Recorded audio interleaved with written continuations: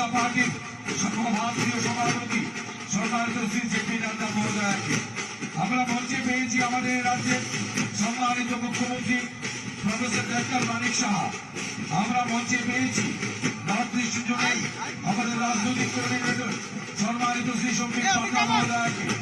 আমরা সকলকে অনুরোধ করব মঞ্চে আসন গ্রহণ করার জন্য এবং আমাদের আজকের যিনি প্রধান অতিথি সম্মানিত সভাপতি শ্রী জেপি নাড্ডা মহোদয়কে বরণ করে নেওয়ার জন্য মহিলা মোর্চার সমস্ত প্রতিনিধিদের অনুরোধ করছি। জেপি নাড্ডা মহোদয়কে আজকের এই 42 অল্পপুর বিধানসভা নির্বাচন কেন্দ্রের সম্মানিত বিধায়ক রঞ্জিত দাস এবং 41 অল্পপুর নির্বাচনিক অম্পিনগর কেন্দ্রের মনোনীত প্রার্থী পাতালকন্যা মহোদয়া আমাদের ঐতিহ্য দিয়ে এবং আমাদের তরফ থেকে সমাজগত বন্ধুয়া তুলে দেওয়ার জন্য অনুরোধ করছি। আমাদের আজকের এই নির্বাচনী মঞ্চের যিনি প্রধান অতিথি এবং এই রাজ্যের মুখ্যমন্ত্রী এবং নর্থ ইস্ট কোঅর্ডিনেটর যথাক্রমে সভাপতি জেপি নাড্ডা মহোদয় এবং মুখ্যমন্ত্রী মানিক সাহা মহোদয়, কোঅর্ডিনেটর সম্বিত পাত্রা মহোদয়, ওনাদেরকে বরণ করে নিচ্ছেন আমাদের মহিলা মোর্চার প্রতিনিধিরা।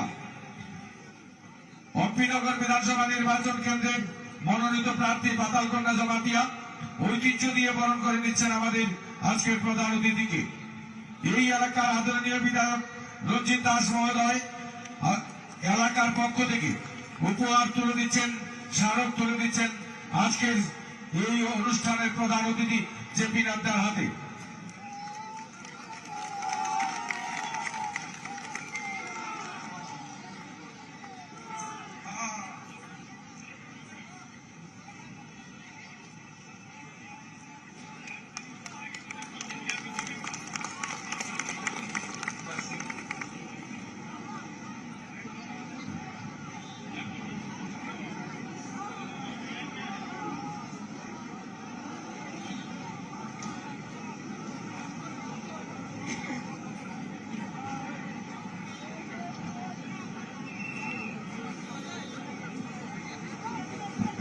मैं अभिषेक जी हमारे जिले के अध्यक्ष हैं और प्रत्याशियों से निवेदन करूंगा कि आदरणीय अध्यक्ष जी का स्वागत करें और अपने 2 शब्द रखें।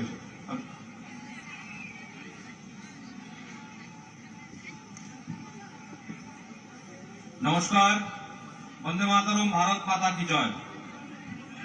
आज की এই নির্বাচনী জনসভায় প্রথমে স্বাগত জানাচ্ছি সর্বভারতীয় বিজেপির সভাপতি মাননীয় জগৎ প্রকাশ নাড্ডা জিকে, স্বাগত জানাচ্ছি ত্রিপুরা রাজ্যের মাননীয় মুখ্যমন্ত্রী প্রফেসর ডক্টর মানিক সাহাজিকে, স্বাগত জানাচ্ছি নর্থ ইস্টের কোঅর্ডিনেটর সম্বিত পাত্রা জিকে, স্বাগত জানাচ্ছি আমাদের ইলেকশন প্রভারী মাননীয় মহেন্দ্র সিং জিকে এবং মঞ্চে উপস্থিত 3 জন প্রত্যাশী ওমপি কেন্দ্র থেকে আমাদের পাতালকন্যা দিদি উপস্থিত আছেন, অমরপুর কেন্দ্রের ক্যান্ডিডেট প্রত্যাশী আমাদের রঞ্জিত দাস মহোদয় উপস্থিত আছেন, করবুক কেন্দ্রের প্রত্যাশী মাননীয় অসীম ত্রিপুরা মহোদয় উপস্থিত আছেন,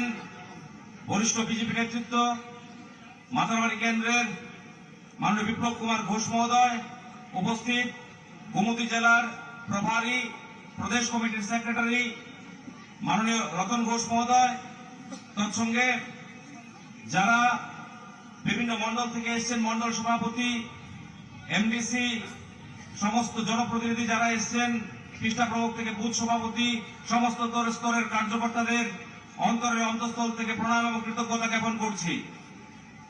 আজকের মাতা মন্ডল চণ্ডীর পীঠস্থানে যে জনসভা হয়েছে, ঐতিহাসিক জনসভা, হাজার হাজার লোক জনসমর্থনের জন্য এসেছেন। এতে প্রমাণ করে ভারতীয় জনতা পার্টির সরকার প্রতিষ্ঠা হওয়া মাত্র সময়ের অপেক্ষা। আগামী 16 তারিখে আমাদের নির্বাচন হবে। এই নির্বাচনে ভারতীয় জনতা পার্টির প্রত্যেকটা প্রার্থী বিপুল ভোটে জয়ী হবে। আমরা যখন জনসম্পর্কে যাচ্ছি, মানুষের উচ্ছ্বাস উদ্দীপনা দেখে মনে হচ্ছে যে ভারতীয় জনতা পার্টির সরকার যে কাজ করেছে তার রিফ্লেকশন সাধারণ মানুষের মধ্যে দেখা যাচ্ছে। তাতে কোনো সন্দেহ নেই, প্রতিটি সিট আমরা বিপুল ভোটে জিতবো। আমার একটাই আবেদন থাকবে আজকের এই নির্বাচনী সভা থেকে, আমাদের কাছে সময় কম, প্রত্যাশীরা প্রত্যেকটা বাড়িতে যেতে পারবে না। এখানে যারা এসছেন প্রত্যেকে আপনারা ক্যান্ডিডেটের পক্ষে হয়ে প্রতিটা বাড়ি বাড়ি যাবেন, প্রচার করবেন। ভারতীয় জনতা পার্টির বিভিন্ন কার্যকলাপ বিগত 5 বছর যে সমস্ত কাজকর্মগুলো করেছে সেগুলো আপনারা বলবেন, এবং নীতিহীন জোট, যে জোট হয়েছে, যে অশুভ জোট, তার বিরুদ্ধে আপনারা বলবেন। আমরা জানি যে থানসার কথা বলেছে, থানসার কথা বলে জনজাতি অংশের মানুষকে বিভ্রান্ত করার চেষ্টা করছে। আজকে আমি যে বিধানসভা থেকে আমার বাড়ি, সেই বিধানসভা এসসি সিট, সেই বিধানসভা থেকে তীব্রামতার ক্যান্ডিডেট হয়েছে ক্ষীরমোহন দাস। তাহলে থানসার কথা বলে, জনজাতিদের কথা বলে এখন বিভিন্ন সিটে কি করে আপনারা থানসার বাইরে কথা বলছেন? আপনাদের বিচারিতা, আপনারা জনজাতির শত্রু, জনজাতির উন্নয়ন চান না, এই নির্বাচন তা প্রমাণ করেছে। তাই তীব্রামতা এবং অশুভ জোটকে একটি ভোটও দেবেন না। ভারতীয় জনতা পার্টির প্রত্যেকটা ক্যান্ডিডেটকে পদ্মচিহ্নে ভোট দিয়ে বিপুল ভোটে জয়যুক্ত করবেন, এই আশা রেখে আমার সংক্ষিপ্ত আলোচনা এখানে রাখছি। জয় হিন্দ, বন্দে মাতরম, ভারত মাতা কি জয়, মোদী জেলা জিন্দাবাদ। ধন্যবাদ আমাদের বাড়ি কেন্দ্রের মনোনীত প্রার্থী অভিষেক দেবরায় মহোদয়। আমরা ভাষণ শুনবো আমাদের এই রাজ্যের সম্মানিত মুখ্যমন্ত্রী ডক্টর মানিক সাহার কাছ থেকে। তার আগে আমাদের এই হচ্ছে নির্বাচনী সমাবেশে যিনি আজকে প্রধান অতিথির আসন অলঙ্কৃত করেছেন, সর্বভারতীয় সভাপতি ভারতীয় জনতা পার্টির পক্ষে, ওনার জন্য সবাই একসঙ্গে বলে উঠুন, ভারত মাতা কি, ভারত মাতা কি। জেপি নাড্ডা তোমায় জানাই স্বাগতম, জেপি নাড্ডা তোমায় জানাই স্বাগতম, জেপি নাড্ডা তোমায় জানাই স্বাগতম।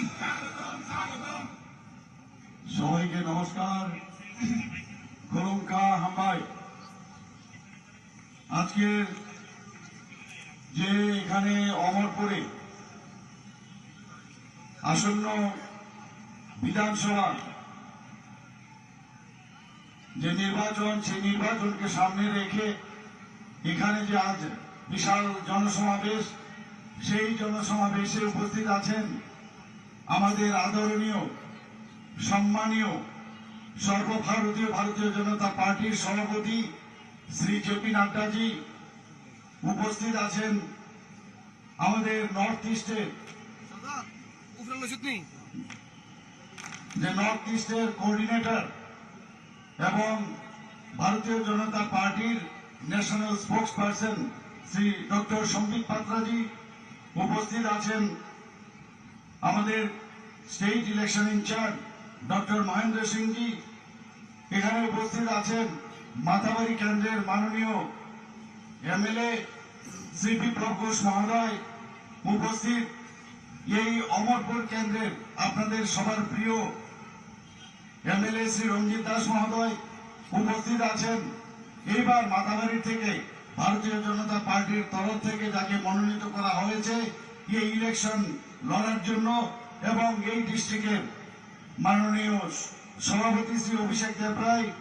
উপস্থিত করবুক থেকে মনোনীত প্রার্থী ভারতীয় জনতা পার্টির শ্রী অসীম ত্রিপুরা, এবং অম্পিনগর থেকে আমাদের সবার লড়াকু নেত্রী, আমাদের ক্যান্ডিডেট যাকে করা হয়েছে ভারতীয় জনতা পার্টির তরফ থেকে শ্রী প্রতাল কন্যা জমাতিয়াজি, প্রাক্তন মন্ত্রী এবং প্রেসিডেন্ট ত্রিপুরা প্রদেশ কিষাণ মোর্চার শ্রী জহর শাহ মহোদয়, এবং এখানে উপস্থিত আছেন আমাদের সেক্রেটারি ত্রিপুরা প্রদেশ বিজেপি শ্রী রতন ঘোষ মহোদয় এবং অন্যান্য যারা নেতৃবৃন্দরা আছেন, এবং তাছাড়া আমার সামনে মিডিয়া বন্ধুরা আছেন, তাছাড়া সমস্ত মা ও বোনেরা আছেন, সমস্ত যারা এখানে উপস্থিত আছেন, বিভিন্ন প্রান্ত থেকে এখানে আসা সমস্ত সুধী নাগরিক বৃন্দকে আমি হার্দিক অভিনন্দন ও শুভেচ্ছা জানাচ্ছি। বন্ধুগণ, একটু আগে আমাদের অভিষেক বাবু বলেছেন শুধু সময়ের অপেক্ষা, 16 তারিখ ইলেকশন, 2 তারিখ আমাদের রেজাল্ট বেরোবে ফেব্রুয়ারি।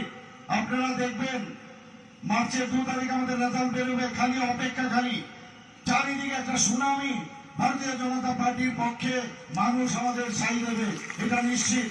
আমি প্রতি ঘরে ঘরে যাই, ভোট ভিক্ষার জন্য আমি যাচ্ছি, যেখানে আমি যাই মানুষের চেহারা দেখতে বোঝা যায় সমস্ত আমাদের যশস্বী প্রধানমন্ত্রী নরেন্দ্র মোদীজির উপর মানুষের কতটুকু আস্থা।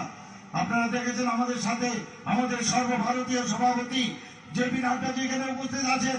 করোনার সময় উনার যে প্রধানমন্ত্রী নরেন্দ্র মোদীজির মার্গদর্শনে উনি যেভাবে আমাদের সুচারুভাবে আমাদের পরিচালিত করেছে, যখন কোন পলিটিক্যাল পার্টি এই কোভিড মোকাবেলার জন্য রাস্তায় ঘরের বাইরে কাউকে দেখা যায়নি, উনার মার্গদর্শনে আমরা সবাই আপনাদের ঘরে ঘরে পৌঁছে গেছি এবং আমরা এই করোনা মহামারী থেকে আমরা নিস্তার পেয়েছি।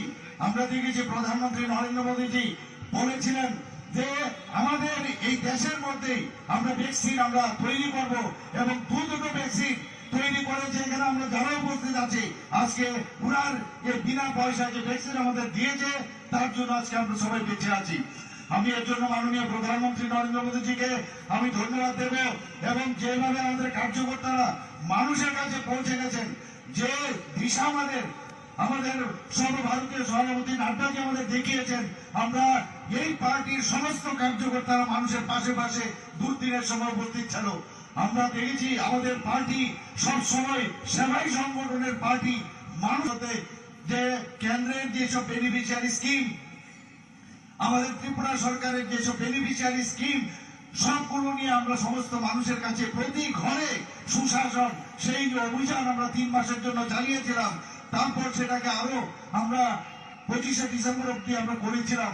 এক প্রতি ঘরে সুশাসন আমরা মাননীয় প্রধানমন্ত্রী নরেন্দ্র মোদীজি জন্মদিনে শুরু করেছিলাম এবং সেটা আরেক প্রধানমন্ত্রী উনার জন্মদিনে আমাদের অটল বিহারী বাজপেয়ী জি 25শে ডিসেম্বর ওই দিনে আমরা সমাপন করি। আমাদের ভগবান প্রদত্ত আমাদের এই পার্টি এতদিন ধরে আমরা সিপিএম কে দেখেছি যারা নাস্তিকে বিশ্বাস করে, আমাদের পার্টি আসার পর ভারতীয় জনতা পার্টি ত্রিপুরাতে এখন আস্তিক যে পরিবেশ সেটা এখানে সৃষ্টি করেছে। আপনারা দেখেছেন আমাদের এই সরকার চায় মানুষকে নিয়ে চলার, এর জন্য একটা পোর্টাল আমরা বের করেছিলাম, সেই পোর্টালের নাম হচ্ছে আমার সরকার। অর্থাৎ এই পোর্টালে দিয়ে কি হবে, আপনার কোথাও কোনো সমস্যা হচ্ছে প্রান্তিক এরিয়াতে গ্রামে গঞ্জে যেখানে সমস্যা হবে সেখানে ফটো তুলে আপনি যদি আপলোড করেন নির্দিষ্ট সময়ে সেটার প্রতিকার করা হবে। 4টা ভাগ আমরা করেছি, যদি গ্রাম স্তরে সেটা না হয় সেটা সাব ডিভিশনাল লেভেলে হবে, সাব ডিভিশনাল লেভেলে যদি না হয় ডিস্ট্রিক্ট লেভেলে হবে, ডিস্ট্রিক্ট লেভেলে না হলে সেটা মুখ্যমন্ত্রী এবং চিফ সেক্রেটারি লেভেলে হবে। অর্থাৎ আমরা চাই মানুষকে নিয়ে আমরা সবসময় চলি। আমরা আজকে অত্যন্ত আমরা গর্বিত যে আমাদের যে গার্জিয়ান ছাড়া কোনোদিন কিছু হয় না এবং আমাদের একজন গার্জিয়ান, আমাদের যশস্বী প্রধানমন্ত্রী আমাদের গার্জিয়ান, আমাদের অমিত শাহজি আমাদের গার্জিয়ান, আমাদের জেপি নাড্ডাজি আমাদের গার্জিয়ান। এই রকমের গার্জিয়ানের আমরা ভরা প্রচুর গার্জিয়ান ভারতীয় জনতা পার্টি, তাদের মার্গদর্শনে আমাদের এই পার্টি চলে। আপনারা দেখেছেন এর মধ্যে কমিউনিস্ট পার্টি এবং কংগ্রেস একটা অশুভ জোট করেছে, একটা আনহলি একটা জোট করেছে। আমি এই কংগ্রেসীদের আমি বলবো, আপনারা আপনাদের বাড়িতে যাদের বাড়িতে আপনারা যাবেন কি নিয়ে যাবেন, যারা আপনাদের খুন করেছে, যাদের কংগ্রেসের বিরোধী দলের লোকদের খুন করেছে, ধর্ষণ করেছে, অগ্নিসংযোগ করেছে, ওদের কাছে গিয়ে আপনারা কি বলবেন? তাই আমি নিশ্চিত যে কংগ্রেসের যে ভোট কংগ্রেসীদের দেবে না। আমি এখন দেখছি কংগ্রেসের যারা এবার 13টা জায়গায় ওরা দাঁড় করিয়েছে এক একজন ক্যান্ডিডেট এবং কমিউনিস্ট পার্টির যে পার্টি আছে সেখানে গিয়ে বসে থাকে, কারণ ওদের লোকবল নেই।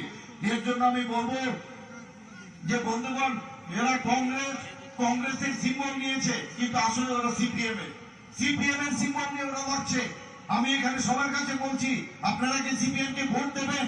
35 বছর যারা আমাদের উপর অত্যাচার করেছে তাদের সাথে হাত মিলিয়েছে। এতদিন ধরে আমরা দেখেছি যে ত্রিপুরাতে ওদের দোস্তি আর এখানে কুস্তি, আর দিল্লিতে গিয়ে ওদের কুস্তি ছিল, সেই জায়গায় আজকে এখানে কিন্তু চলে এসছে এদের কুস্তির সেই যে দোস্তির যে বিষয় সেটা কিন্তু এখন সার্ফেসে চলে এসছে। বন্ধুগণ, এখানে যারা উপস্থিত আছেন আমি বেশি কথা বলবো না, যার জন্য আপনারা এখানে এসেছেন আমাদের সর্বভারতীয় সভাপতি জেপি নাড্ডাজিকে শুনবেন, কিন্তু আগামী দিন এক ত্রিপুরা শ্রেষ্ঠ ত্রিপুরা বানানোর জন্য আমরা যে চিন্তা ভাবনা করেছি সেটা একমাত্র তবেই সম্ভব যখন আপনাদের আঙ্গুল এই আপনার 16 তারিখ যখন আমাদের ভারতীয় জনতা পার্টির পক্ষে ভোট দেবেন তবেই সেটা সম্ভব হবে। এবং 2 তারিখ আমাদের নিশ্চিত যে আমরা আবার 2 তারিখ মার্চে আমরা আবার আসছি এবং ভারতীয় জনতা পার্টি সরকার এখানে পুনঃপ্রতিষ্ঠিত হবে। সবাইকে অসংখ্য ধন্যবাদ। নমস্কার। বন্দে মাতরম। ভারত মাতা কি জয়। সবাই মিলে একসাথে মানিক শাহ জিন্দাবাদ, মানিক শাহ জিন্দাবাদ। ভারত মাতা কি, ভারত মাতা কি, বিজেপি বিজেপি বিজেপি। আমরা এখন ডায়াজে আমরা আমন্ত্রণ জানাবো, যার জন্য আমরা অধীর আগ্রহ অপেক্ষা করছি। ভারতীয় জনতা পার্টি সর্বভারতীয় সভাপতি জেপি নাড্ডাজিকে আমরা এখন ডায়াজে আমন্ত্রণ জানাবো। আমরা সবাই মিলে একসাথে জেপি নাড্ডাজি স্বাগতম, জেপি নাড্ডাজি স্বাগতম, জেপি নাড্ডাজি স্বাগতম, ত্রিপুরা সুন্দরী পূর্ণভূমি জাতিবাদী স্বাগতম। বলো ভারত মাতা কি, বলো ভারত মাতা কি, ভারত মাতা কি, BJP BJP BJP, JP Nadda. बोलिए भारत माता की, भारत माता की, भारत माता की। आज के इस जनसभा में मंच पर उपस्थित हमारे त्रिपुरा प्रदेश के मुख्यमंत्री सम्माननीय श्री मानिक शाह जी, हमारे यहां के कारबुक के प्रत्याशी श्री असीम त्रिपुरा जी, आगे आ जाए थे। हमारे प्रत्याशी सुश्री पाताल कन्या जमातिया जी, बहन आगे आ जाए।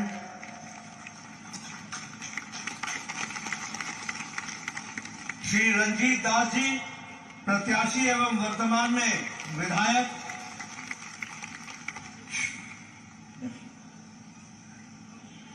श्री अभिषेक देवराय जी जो प्रत्याशी हैं,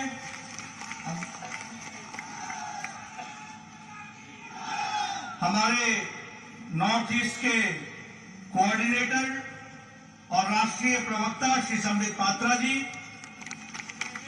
हमारे प्रभारी महेंद्र सिंह जी जो उत्तर प्रदेश में पूर्व में मंत्री रहे हैं, हमारे विप्लव घोष जी निवर्तमान विधायक मातावारी, हमारे श्री जवाहर शाह जी प्रदेश अध्यक्ष किसान मोर्चा और वरिष्ठ नेता, और यहां इतनी बड़ी संख्या में एकत्र आए हमारे अमरपुर और अन्य क्षेत्रों के, गोमती जिला के सभी देवियों और सज्जनों और मीडिया के मेरे साथी, प्रिंट मीडिया और इलेक्ट्रॉनिक मीडिया के मेरे साथी, मेरा आज ये सौभाग्य है कि भारतीय जनता पार्टी की ओर से इस विजय संकल्प रैली के माध्यम से हमारे चुनाव प्रचार का प्रारंभ करने का सौभाग्य मुझे मिला है। और आप सब लोगों ने जो इतनी बड़ी संख्या में आए हैं, वह स्पष्ट संदेश देते हैं कि त्रिपुरा की जनता ने तय कर लिया है, एक बार फिर भाजपा भाजपा भाजपा। मित्रों, मैं जब यहां पर आया हूं तो मंगल चंडी मंदिर को प्रणाम करता हूं। यह पुरातन मंदिर जो 15वीं शताब्दी में हमारे राजा अमर माणक्य देव वर्मन जी ने बनाया था, ऐसे पूज्य मंदिर को, मंगल चंडी मंदिर को मैं प्रणाम करता हूं और उनसे आशीर्वाद लेकर के अपनी बात को प्रारंभ करता हूं। मैं जब त्रिपुरा में आया हूं तो आज ये मेरी जिम्मेवारी बनती है कि मैं नमन करता हुआ त्रिपुरा सुंदरी मंदिर और माता को, त्रिपुरा सुंदरी माता को जो 51 हमारी शक्तिपीठ में से एक है, ऐसी पवित्र माता को नमन करते हुए अपनी बात को प्रारंभ करता हूं।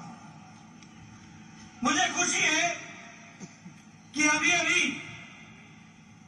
पद्मश्री का अवार्ड हमारे श्री नरेंद्र चंद्र देव वर्मा जी को दिया गया और श्री विक्रम बहादुर जमातिया जी को दिया गया। त्रिपुरा की जनता की ओर से उनको मैं बधाई भी देता हूं, उनके परिवार के लोगों को बधाई देता हूं और उनके द्वारा सामाजिक दृष्टि से जो कार्य किया गया, जो त्रिपुरा के लिए कार्य किया गया, उसके लिए भी मैं बधाई देता हूं और भारत सरकार को, प्रधानमंत्री जी को धन्यवाद देता हूं, जिन्होंने इन विभूतियों को पद्मश्री से नवाजा और इनको जो स्थान प्रदान किया है, उसके लिए भी मैं बधाई देता हूं। आज मुझे खुशी है कि जब हम 5 साल सरकार में रहने के पश्चात आपके बीच में आते हैं तो हम गौरव से कह सकते हैं, जिस बात को प्रधानमंत्री जी ने 5 साल पहले कहा था कि अगर भारत के दूसरे हिस्से विकास कर सकते हैं तो त्रिपुरा क्यों विकास नहीं कर सकता है।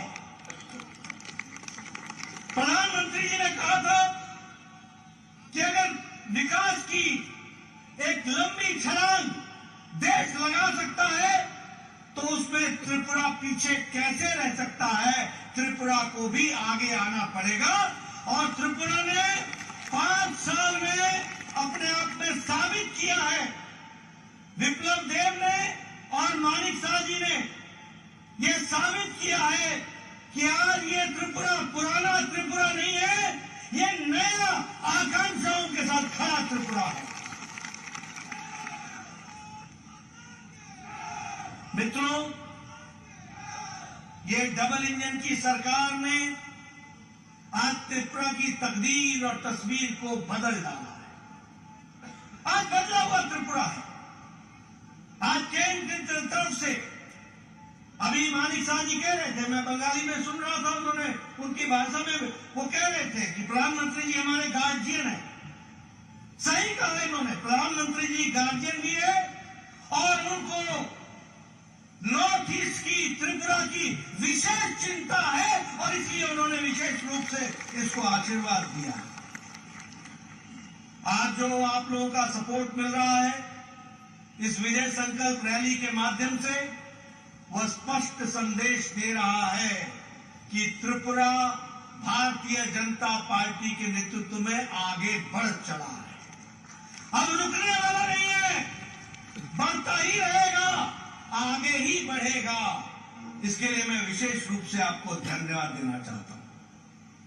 अभी 2 दिन पहले, 2 दिन नहीं, हमारे 1 तारीख को हमारी वित्त मंत्री निर्मला सीतारमण जी ने आपके सामने देश को बजट उसको हम लोगों के सामने रखा। हमें खुशी है कि ये अमृतकाल का पहला बजट है। ये आकांक्षाओं से भरा हुआ बजट है। ये भारत को की नींव को मजबूती प्रदान करने वाला बजट है। ये आम आदमी की चिंता करने वाला बजट है। ये महिलाओं को शक्ति देने वाला बजट है। ये युवाओं की आकांक्षाओं को उड़ान देने की ताकत रखने वाला बजट है और यह विकसित भारत की ओर ले जाने वाला बजट है। इसलिए यह बजट त्रिपुरा के लिए भी आकांक्षाओं से भरा हुआ है, यह मैं जरूर कहना चाहता हूं। आज मुझे खुशी है कि इस बजट में 79,000 करोड़ रुपए सिर्फ प्रधानमंत्री आवास योजना के तहत रखे गए हैं। ये छोटी घटना नहीं है। 79,000 करोड़ रुपए का मतलब है कि आम गरीब व्यक्ति अब कच्चे मकान में नहीं रहेगा, उसको पक्के मकान में रहने की व्यवस्था की गई है। अगर हम देखें तो लगभग 15,000 करोड़ रुपए जनजातीय समूह के लिए खर्च होने वाला है। 15,000 करोड़ रुपए हमारे कमजोर जनजाति भाइयों के लिए खर्च होने वाला है। अगर हम देखें आदिवासी बच्चों के पढ़ाई के लिए 38,000 800 टीचरों की नियुक्ति की व्यवस्था है।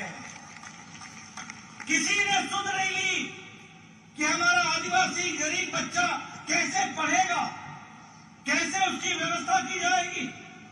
लेकिन इस बजट में सिर्फ आदिवासी बच्चों की पढ़ाई के लिए 38,800 टीचर बहाल किए जाएंगे, इसकी व्यवस्था की गई है।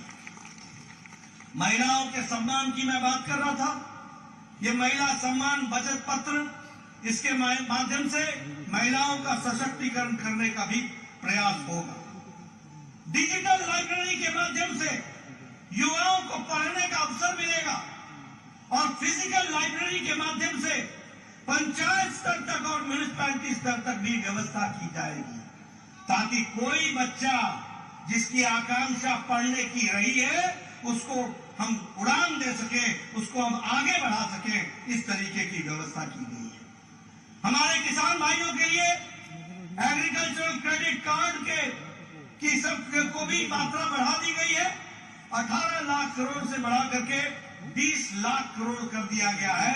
11% का बढ़ोतरी की गई है, यह भी हमको ध्यान रखना चाहिए। आप याद कीजिए, आज से 9 साल पहले भारत कैसा था?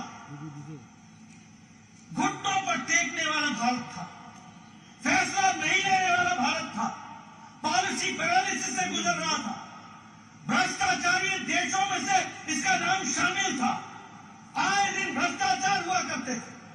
लेकिन प्रधानमंत्री मोदी जी के नेतृत्व में पिछले 9 साल में भारत आकांक्षाओं का भारत बन गया, छलांग लगाने वाला भारत बन गया, विकास की नई झड़ी लगाने वाला भारत बन गया और भारत दुनिया में अपने आप को स्थापित करता हुआ मजबूत राष्ट्र के रूप में खड़ा दिखता भारत दिख गया। ये हमको समझना चाहिए और इसीलिए मोदी जी के नेतृत्व में प्रोएक्टिव, प्रो रिस्पॉन्सिव और प्रो रिस्पॉन्सिबल गवर्नमेंट का काम भारत सरकार ने किया।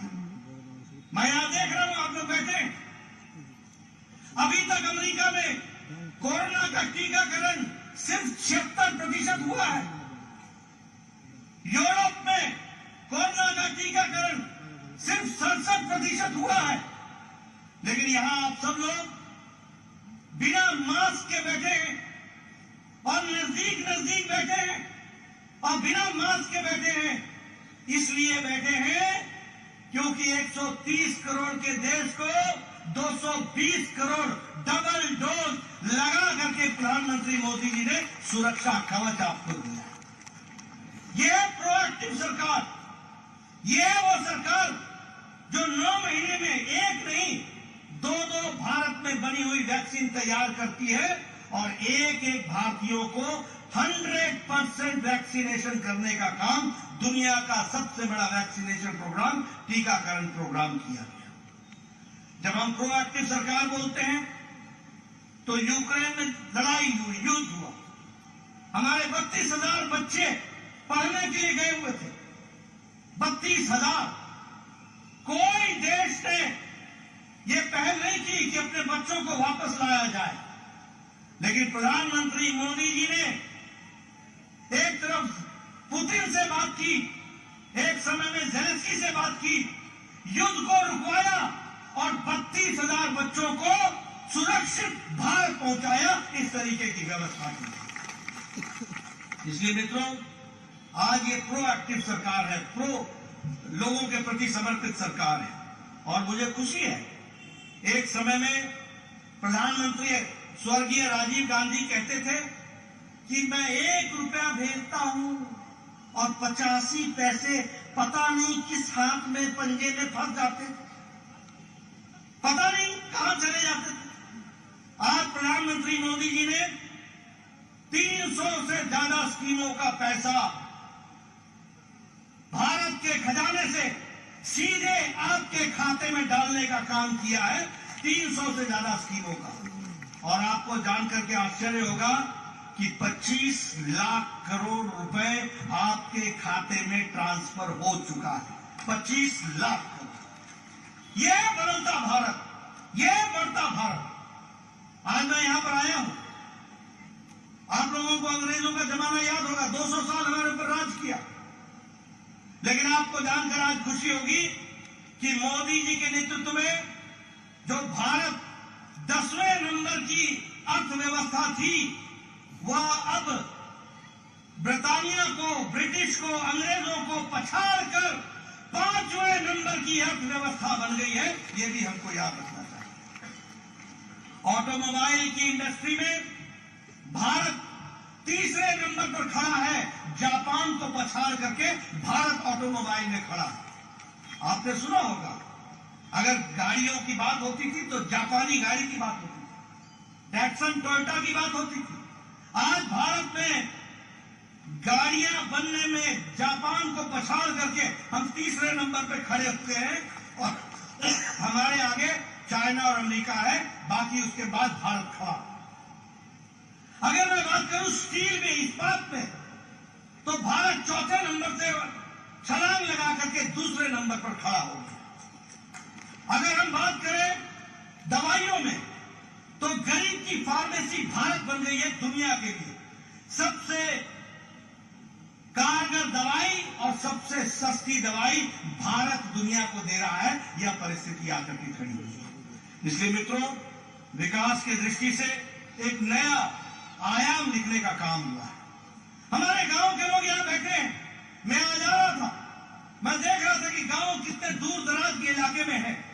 लेकिन आपको जानकर खुशी होगी कि 2014 में प्रधानमंत्री ग्रामीण सड़क 3,81,000 किलोमीटर था और आज प्रधानमंत्री मोदी जी के नेतृत्व में 7 लाख किलोमीटर ग्रामीण सड़क बन गई है। और आपके त्रिपुरा में पिछले 5 साल में 4,700 किलोमीटर की सड़क बन गई। ये बदलता भारत, ये बदलता देश, इसको भी हमको समझने की आवश्यकता है। मैं यहां यह भी बताना चाहूंगा कि हमारे ट्राइबल भाइयों के लिए विकास की नई योजनाएं बनाई गई। 36,000 गांव जो ट्राइबल से बहुतायत में है, उनके विकास के लिए प्रधानमंत्री आदि आदर्श ग्राम योजना का योजना बना गई। 400 एकलव्य विद्यालय बनाए, 400 एकलव्य विद्यालय, ताकि हमारे जनजातीय क्षेत्र के बच्चों की पढ़ाई की व्यवस्था हो सके। उसी तरीके से 3,000 से ज्यादा वनधन केंद्र के माध्यम से नए लाइवलीहुड, उनके जीवन के यापन की व्यवस्था की जा रही है। और सबसे बड़ी बात, जनजातियों के लिए गौरव का विषय है कि आज भारत के प्रथम नागरिक के रूप में महिला राष्ट्रपति महामहिम द्रौपदी मुर्मू आज भारत की राष्ट्रपति के रूप में विराजमान है। 70 साल में कभी किसी ने आदिवासी की चिंता नहीं की। आज मुझे खुशी है कि लगभग 8 मंत्री केंद्र में जनजातीय हैं। मुझे खुशी है कि हमारे मुख्यमंत्री जनजातीय रहे हैं। मुझे खुशी है कि 5 हमारे एनडीए के उसमें विभिन्न पदों पर हमारे जनजातीय मंत्री।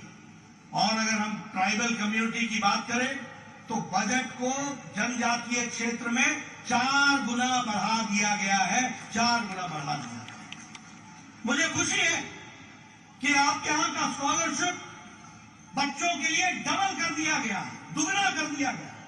मित्रों, ये इसका फायदा आपके बच्चों को मिलने वाला है और आपके माध्यम से, उनके बच्चों के माध्यम से भविष्य उज्जवल होने वाला है। यानी प्रधानमंत्री मोदी जी ने आज की चिंता नहीं की है, आज के साथ साथ आने वाले भविष्य की भी चिंता की है। इस बात को भी हमको याद रखना है।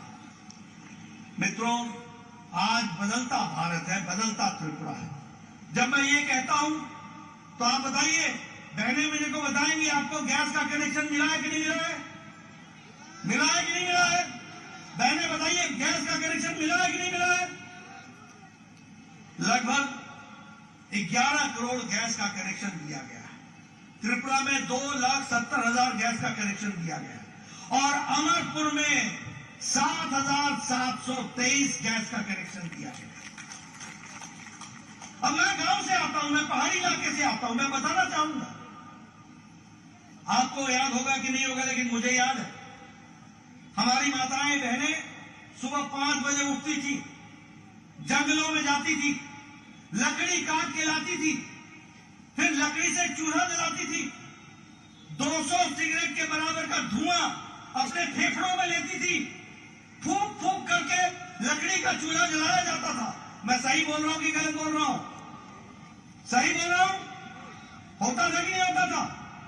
आजकल बहनें टक से लाइटर जलाती हैं, 5 मिनट में चाय, आधे घंटे में भोजन, पतिदेव को खुश कर देती है और परिवार को आगे बढ़ाती है।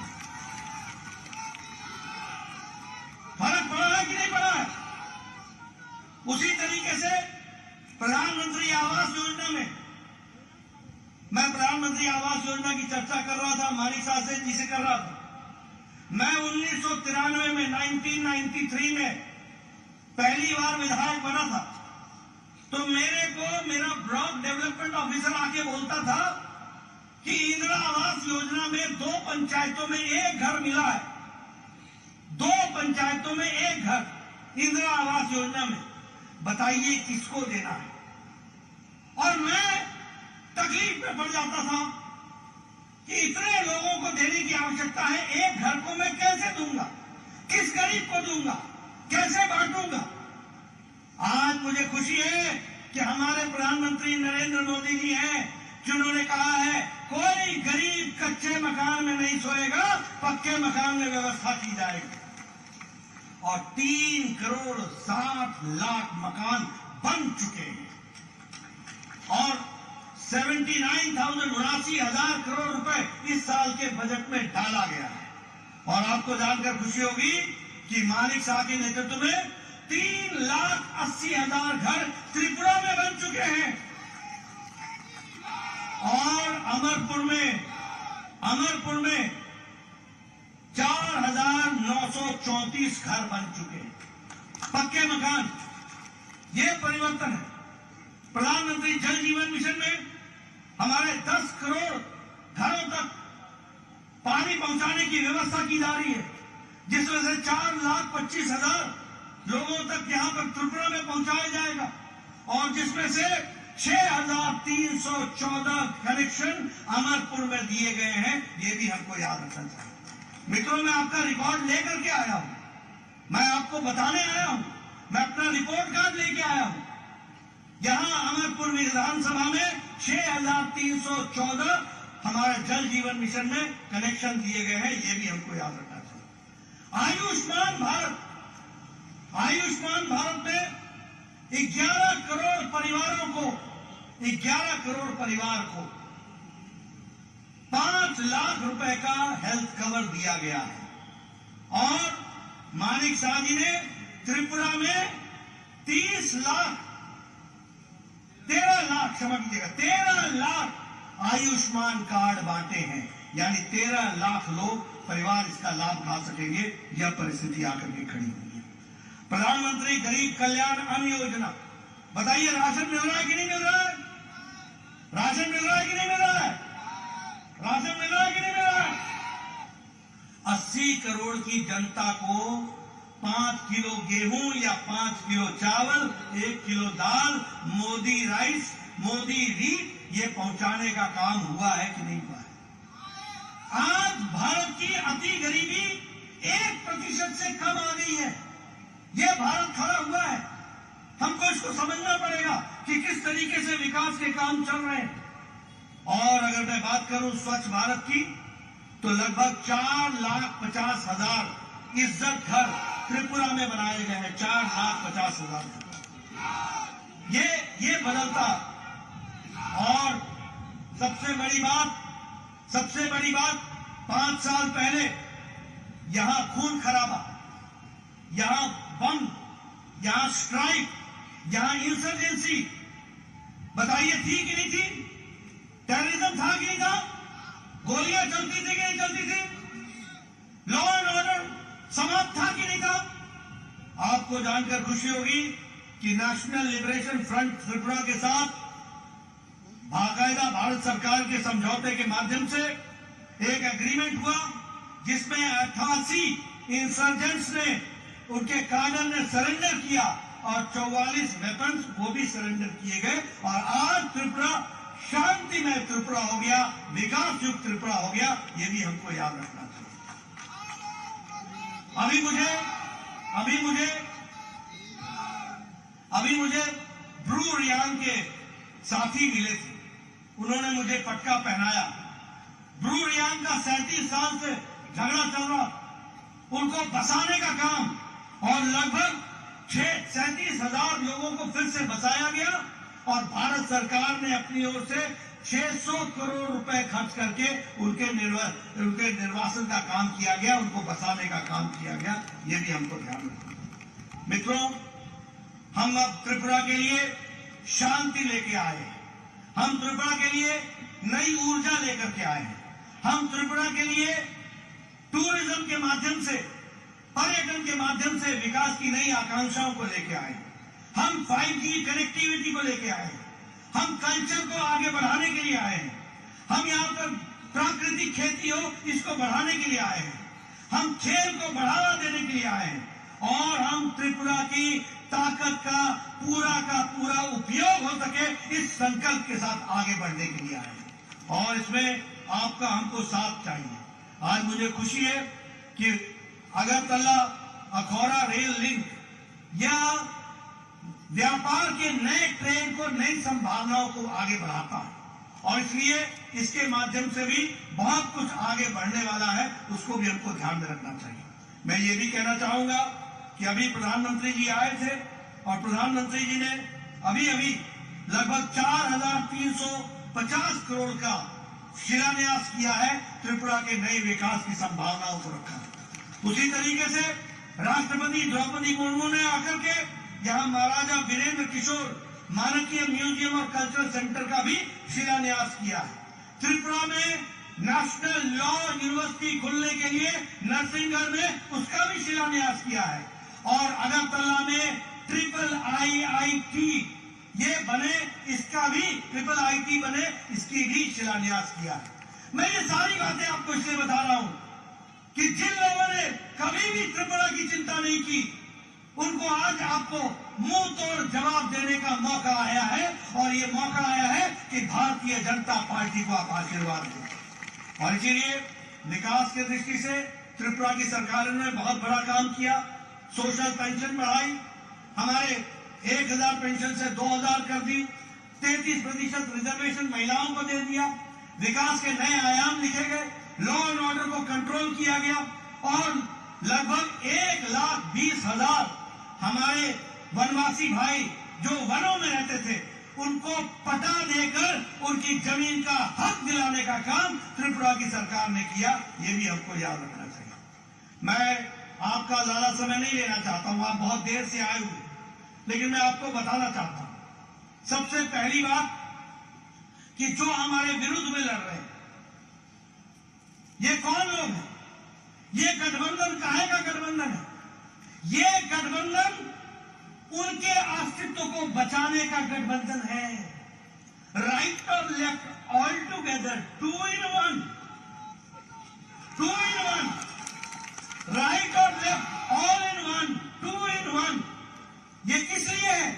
अपने अस्तित्व को बचाने के लिए। और हम किस लिए लड़ रहे हैं?